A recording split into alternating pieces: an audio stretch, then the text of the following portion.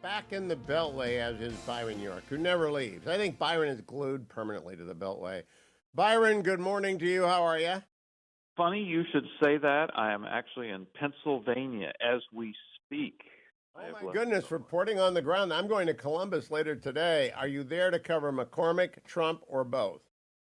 I was here. I went to Trump's town hall in Lancaster on Sunday evening, and then Harris's sort of town hall in Malvern yesterday. Now, Byron, yesterday I played one clip more than any other clip. It wasn't the McDonald's stuff. That's given birth to 1,000 memes. It's the face that launched 1,000 ships. I played Donald Trump getting chanted USA, USA at the Steelers game. There is no more diverse crowd of genuinely authentic Yinzers than the Steelers home game against the Jets, because tickets are cheap because it's the Jets. What did you make of that? I can't imagine any other politician walking into a Steelers game and getting that kind of reception. Well, I think it means a lot of voters now equate supporting Trump with patriotism, and the way they react to seeing Trump is to chant USA, USA. Now, we saw Democrats try to adopt this on some occasions, but they just haven't done it very much. They certainly wouldn't have done it at the event I went to yesterday, the Harris event. So I think it's just that Trump has become sort of so iconic in some voters' minds that they actually equate him with patriotism. Now, before I go to Vice President Harris and her horrible, very bad, terrible 2 weeks, I want to bring to you a Washington Post story this morning. Now, I work for the Post, so and I like Leanne Caldwell, one of the writers. But the headline is Republicans lean into anti-transgender message in closing weeks.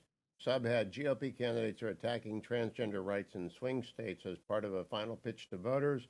First paragraph, Donald Trump and other GOP candidates are increasingly targeting transgender people in the election closing days, invoking them as boogeymen at rallies and pouring millions into advertising tying Democrats to transgender rights. Now, I know Leanne Caldwell from Post Live and her colleagues are colleagues of mine. I nevertheless think they missed the whole story, which is about girls and women's sports and their locker rooms. It's not about Republicans being mean to people with gender dysphoria. Am I nuts, or did they just cast this the way that Democrats want it casted? No, I think you're right. I mean, I think it's about two issues. I think it is about sports.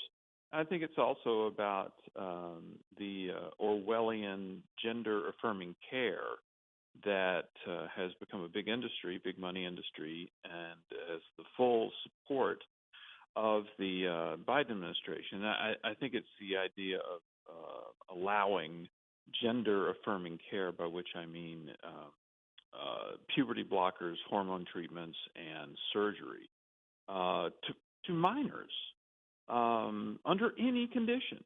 It's just a terrible, terrible idea, and I think the humane position is to oppose that kind of thing on troubled youth who haven't even reached the age of 18. So that story to me, that lead that you just read, just has things completely upside down. Yeah, I do think I have not had on any of the women athletes who are upset about losing trophies. I just stay away from it because if a family is dealing with gender dysphoria, it's difficult enough that they don't need to hear about it on the radio, on the car radio every day. But it's in an election season, voters do get motivated by stuff, and they want the extremism to stop. And it is an extreme thing when 5 years ago it was unheard of, either the surgeries or the sports or the locker rooms, unheard of. And then all of a sudden it's mandated in some places. And I think also remember that in this case you have Kamala Harris as a candidate in 2019 signing a document affirming her support of transgender transition operations, taxpayer funding of those for, I mean, it's almost a parody, for illegal immigrants who are in prison And as a matter of fact, when Trump mentioned that in the September 10th debate with Harris, his only debate with Harris, when Trump actually mentioned it, there were a number of people on the left who said, that's the craziest thing I've ever heard. Trump is fantasizing. He's making this stuff up, only to discover that Harris actually did that. Now, she really ran pretty far to the left of left in 2019, 2020, and the disappearing of all of that audio by mainstream media, legacy media, is itself an issue in this race. And that's what I wanted to get to with you, Byron. As you are out in Pennsylvania, people know you from Fox. What do they tell you about the media? Oh, look, it is the most distrusted institution in American life. I think there's just absolutely no doubt. And we've seen kind of to match this up with a story we're talking about today. The New York Times seems to have gone nuts about the McDonald's story because Trump has raised it to their consciousness, and they must try to knock it down. And they've done all these stories about it, and they're now referring to burgerism in an attempt to equate the Trump's position that Harris never worked at McDonald's, to equate that with birtherism from the Obama years, in which Trump was a prominent birther. So the Trump supporters, of course, just they either laugh at this stuff or they're mad at this stuff. But the one thing they don't do is trust a word that a mainstream media outlets say. Now, on the birtherism, McDonaldism, I can remember, Byron, every single summer job I had from the time I was a junior in high school. I can take you to where they are. I know my colleagues' names. I can produce that.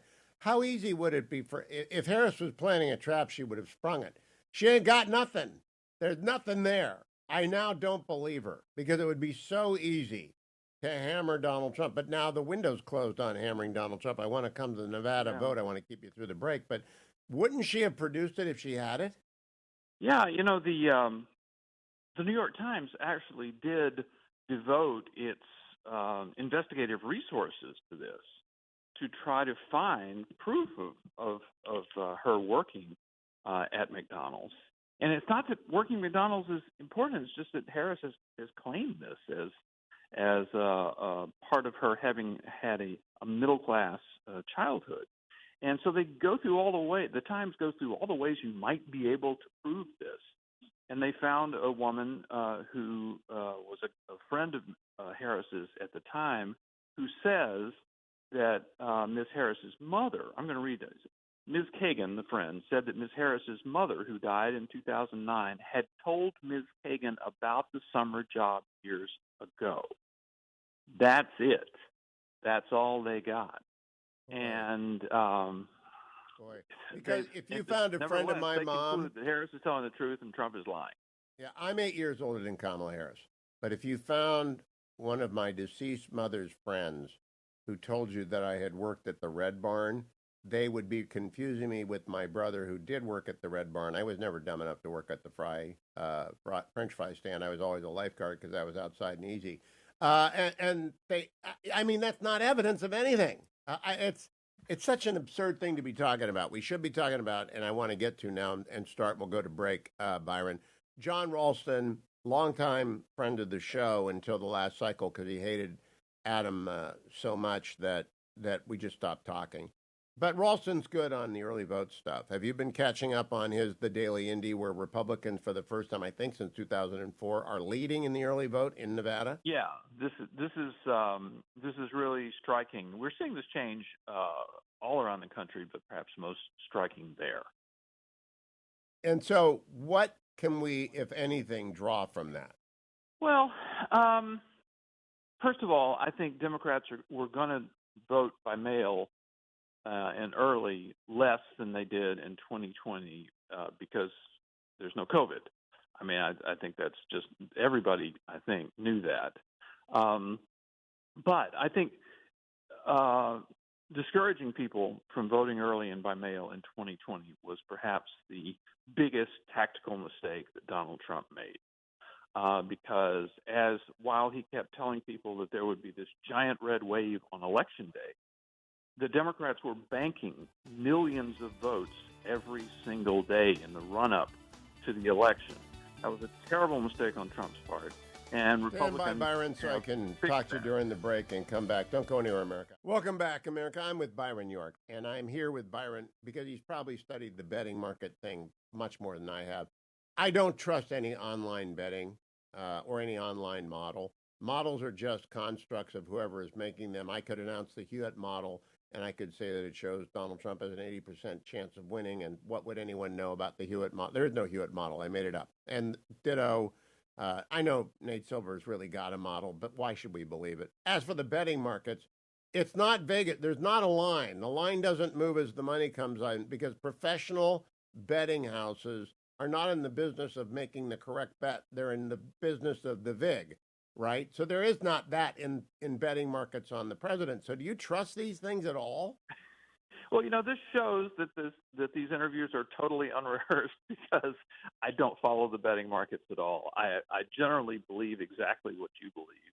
And as troubled as the polls have been over the last couple of cycles, I don't find any relief in the betting market, so I just don't follow it. And I want to explain to people why, and then see, I don't bet. But if I did bet, I would see an opening line, and if a line started to move, I would pay attention to it. And the people who do bet, especially on college and professional sports, the opening line begins to move because the people in Vegas are getting too much money on Team A versus Team B, so they're overexposed. They don't want to be exposed. They want the money to be equal on both sides, so they make whatever their VIG is. The VIG risk is sometimes 5%, sometimes 7%. They want to make their percentage, so they move the line in order to attract more. There is no line on Trump and Harris, to my knowledge. I haven't investigated it. Have you, Byron? No, I have not. But what we do know now from the polls, we know that the race has tightened quite a bit in the polls. If you look at the Real Clear Politics average of national polls, I think Harris is now leading by 0.9%. It had gotten up to about 2.4 percentage points at her best. And the reason this is important is that a lot of people believe that Harris has to have a lead of 2 to 3 percentage points to overcome the Republican Electoral College advantage. So she has to be 2 or 3 points ahead to win, because Hillary Clinton was ahead by, I should remember this, by a certain number of points and lost, and then Biden was ahead by more points and won. So somewhere in there, Democrats have to have a lead in order to win. All right, last question before we come back live, Byron. I have been following politics closely since 1976. I think Kamala Harris is the worst candidate of any major party candidate nominated for president in all those years. You're younger than I am. Do you agree with me? I think that's a pretty arguable. That's a pretty reasonable point. I mean, went to her town hall with Liz Cheney in Malvern, Pennsylvania, and I have to say that the sheer emptiness of her events is really extraordinary. Don't last very long. I'm sure people have seen and heard about these predetermined questions that they had there. The town halls are not spontaneous exercises most of the time, neither side. But the vacuity of a Harris event is really kind of extraordinary. There is word salad, and then there's just very little to really kind of get your hands on in a Harris rally. When we come back, we're going to talk about the word vacuity because I've used it a lot, and I want to unpack. As I've heard Byron use it just now, and as many people have begun saying vapid and vacuous, what does it mean? What are people trying to say gently? I'm going to give Byron 30 seconds to get ready for that because it's a fastball down the middle, and the Guardians couldn't hit. I am back with Byron York. He of the Washington Examiner. Read his daily report. Read all of his stories at the Examiner. Of course, Fox News contributor extraordinaire. Byron, real tough question.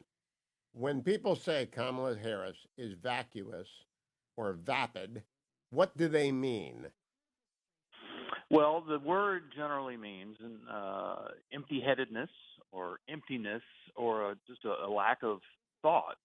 And I mean, that is the feeling I had when we got to the end of the Malvern, Pennsylvania town hall with Liz Cheney. She later repeated the town halls. She did one in Michigan Detroit. with Maria Shriver and Liz Cheney. And then the Cheney and Harris went to Wisconsin. I think it was with Charlie Sykes. So She put Charlie Sykes on the stand? Yeah, actually, it was interesting. The bulwark, the anti-Trump website and Democratic organizing organization, actually played a major role in this stuff. The publisher of the bulwark was the moderator in Pennsylvania, and then Sykes, who is affiliated with them, was the moderator in Wisconsin. So two of the three were bulwark related. I just got to say that's astonishing to me. But let's put that aside. It doesn't mean anything to most of our listeners. You and I get what that means. People got to make a living. They just have to make a living. But vacuous, I think it means it's not stupid and it's not ignorant. It's a failure to have anything to say. And Yeah. I don't know that you can win an election when people don't think you have anything to say.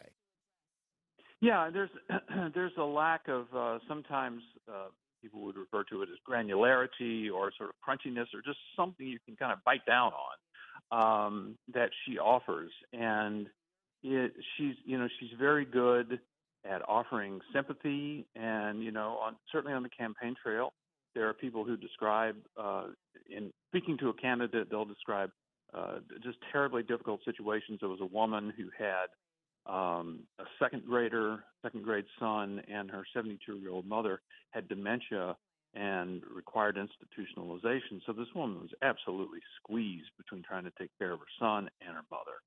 And Harris, so she asked Harris, can you help? And Harris was very good at just expressing sympathy at great length.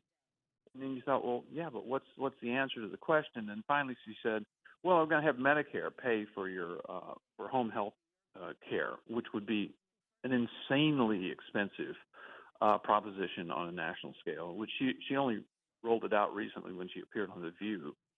And so, finally she got to something, but for just sort of minutes, there was this sort of, vacuous word verbiage, and you never got any idea of what's going on. Now we have a tracking poll from TIP that shows Trump gaining on an almost daily basis since the sit-down between Brett Baier and Kamala Harris. I'm talking to Brett next hour about it. I haven't talked to him since. I haven't talked to you since. What did you make of that exchange? Oh, well, I thought it was extremely useful. I think that I was particularly impressed with the whole border stuff, where it just became clear, not that she wasn't going to answer a question, which she wasn't, but that she literally had no answer to the questions. And I thought, actually, the first question that Brett asked was, I thought, pretty brilliant, which was, Oh, it was brilliant. Absolutely brilliant. What's your estimate of the number of people who crossed illegally into the United States and have been allowed to stay by the Biden-Harris administration? So, just an actual concrete number. And there is a number. The House Judiciary Committee, I think, estimated it at 5.7 million, with another 1.9 million gotaways. So over 7 million people. And it was a concrete question, and she wouldn't go there. Because to go there would have been to admit that there's a premise to all this, that there's a real problem here that has to be addressed. And so from that moment on, she wouldn't answer anything. The contrast with my conversation with J.D. Vance yesterday about immigration is so extraordinary with me. And Yeah. I think it boils down to simply an unwillingness to prepare. Anyone who goes to law school can pass a bar exam if they'll put their butt in a chair and put the hours in. And she flunked the first bar exam. Doesn't mean you can't be a good lawyer. It just means you didn't do the work. And Byron, can I have you for 4 more minutes? Sure. Okay, 4 more minutes with Byron. I'm back with Byron York for one more response to a theory I've been working on, which is she's obviously not dumb, Vice President Harris, but she's obviously a terrible candidate. And so the only answer I can come up with is that she was prepared to be a vice presidential candidate, which means you support the presidential candidate no matter what he or she says in any setting on any day. And you don't do any independent study because you don't have independent study. You are actually managed by the president's campaign team. You're told where to go, you're given notes to say, and nobody really cares what you say. Then suddenly Biden is forced out because he's collapsing in front of our face, and she has to be the nominee. She grabs the brass ring because she's the closest on the merry-go-round. What do you think, Byron? It's just she was wholly unprepared, and you can't get ready in that period of time. I don't think it was as shocking to her as the Biden departure was as shocking to her as you say. We do have reporting interesting. that she had done a lot of preparation for this in terms of making sure she got to know state party chairman, important county party chairman, big interest group types, all the people you need to know if you're trying to put together a run for president. And, she could do that on a just-in-case basis. Of course, I plan to support President Biden in his run for re-election. But she also wants to meet all the chairmen of all the swing states. But she was actually preparing for that. But it's one thing to prepare in sort of logistics way, and it's another thing to actually prepare in a substance way. And what we've seen over and over and over with candidates is running for president kind of brutally exposes what you know and what you don't know. And you can't it's like Supreme Court confirmation hearings. You can't cram for them. You either know this stuff from a lifetime in thinking about the law and Constitution, or you don't know this stuff. We saw a terrible example of that, with Harriet Miers, who had to be withdrawn from George W. Bush. And another person we saw it with in the presidential scheme was Scott Walker, who had done a fantastic job as governor of Wisconsin, was the hero of the Republican Party, and justifiably so. But he hadn't really thought about many, many, many of the issues that you have to think about when you're going to run for president. And so you can't just learn that. So I'm going to announce my candidacy next week, and I'll kind of cram before then. Okay, fit the last question into that paradigm, Byron. She is interrupted by a Hamas sympathizer, Palestinian activist who shouts, "Genocide, genocide, 18,000 children are dead." And then he's escorted from the room. She's used her standard, "I'm talking now, it's not your turn to talk." And then she goes on to say, he's got a point. I can't remember what her exact words were, but she expressed agreement with his point that there was a genocide underway in Gaza, which is a falsehood. It's a lie.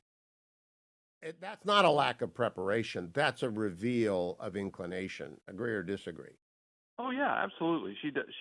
I mean, that's her view. And there are lots of people in academia, some in government, lots of people in Democratic elite circles who believe that. So that's an expression of an actual opinion of hers. And I think it's going to hurt her considerably among supporters of the State of Israel, both Jewish Americans and non-Jewish Americans like me, who are the sort of neo-Zionists because we're not originalists when it comes to that, but we certainly support the State of Israel's founding and its protection. I mean, do you know any people who don't believe in that, Byron? Personally, no, I don't think so. But I mean, clearly they exist. Okay, they exist. They're a fairly prominent part of our media universe. And listen, I also think it's entirely possible to have problems with the way Israel has conducted the war and still basically support it, and also believe that it's a sovereign nation and it's going to do what it's going to do. And Joe Biden shouldn't be trying to tell Israel what to do every day. And he's been wrong for 50 years. The first law of Gates, Joe Biden is always wrong on national security, and he's never been more right than in the last year regarding Israel. Byron York, thank you. Follow him on X at Byron York.